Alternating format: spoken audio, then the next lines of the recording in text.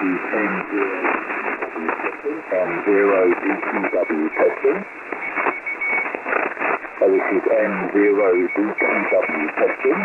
Testing. M0BTW testing. Hi and welcome back to another Tech Minds video. So I know what you're all thinking, oh look, another cheap and crappy HF radio. Well, you would be half right if you're expecting a top tier radio, but this little transceiver is not that bad if set up correctly. So this is advertised as an 8-band 5-watt SSB and CW transceiver covering from 160 meters up to 10 meters. And what made me purchase this radio was its form factor and the fact it has a built-in battery. Now this radio has a nice solid construction, meaning it's perfect for those SOTA or POTA days where you'll just throw it in a backpack along with a length of wire. It also has a built-in microphone and 2 PTT buttons. The obvious red button is also a PTT, meaning you can hold this radio like a walkie-talkie. On one end of this radio there's a few available ports, a CW key, PA for PTT control, a microphone input, a UART for supposedly cat control, and a speaker output port. Now I tried the supplied microphone with the mic socket, but it just didn't work, so all my testing was with the internal mic that faces outward from the front panel. Now I also tried a USB to TTL cable on the UART port, but again I couldn't get that working. I think there's some further investigation needed as I've never been able to get cat control working on these uSDX style radios.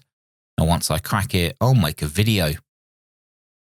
The other end of the radio we find an SO239 socket for the antenna, a bit different from the normal BNC that we've seen in the past. However, I think BNC is actually more convenient for quick connect and disconnect, but it is what it is.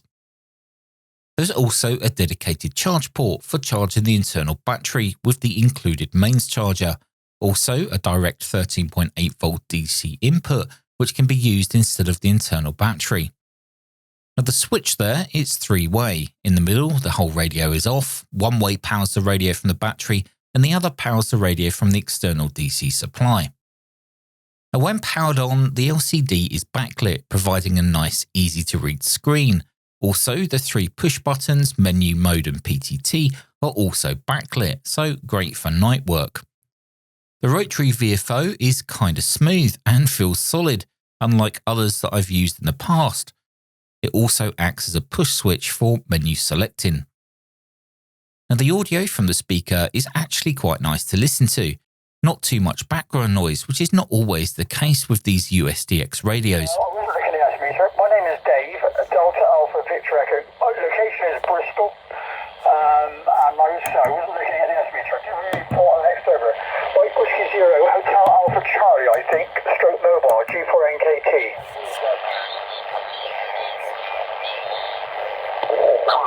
Everywhere now, isn't it? You know, I mean, it's like lots of parts of London, etc. now are, quite run down, and now the houses, certainly the old Victorian house, is now worth millions of pounds, aren't they?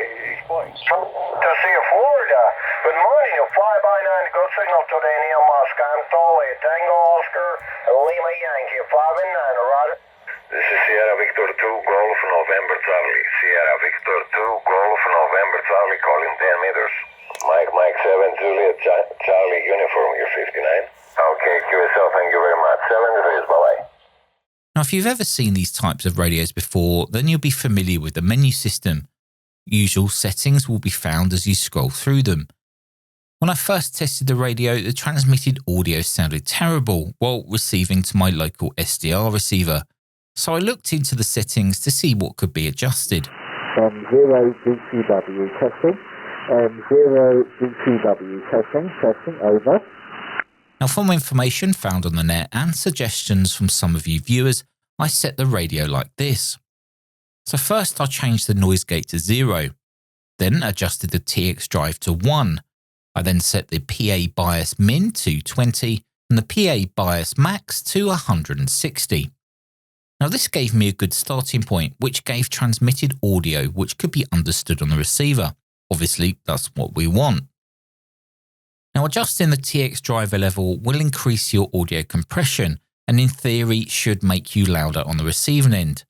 Now, I got the TX drive to around 3 or 4 before the audio started to deteriorate.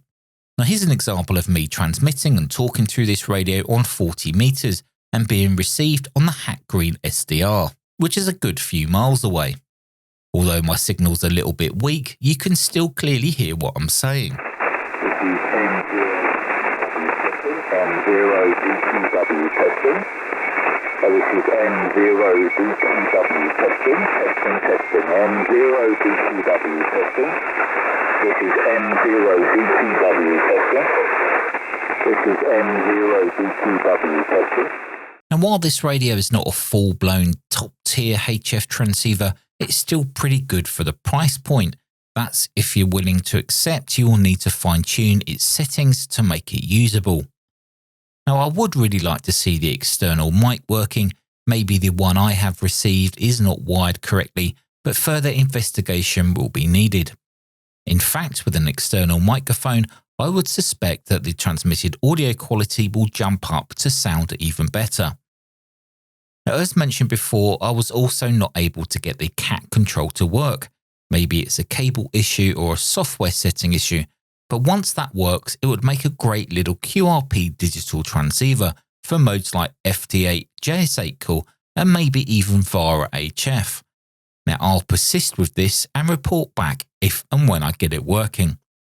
I'll also leave a link as to where I purchased this exact model from if you're interested in finding out more.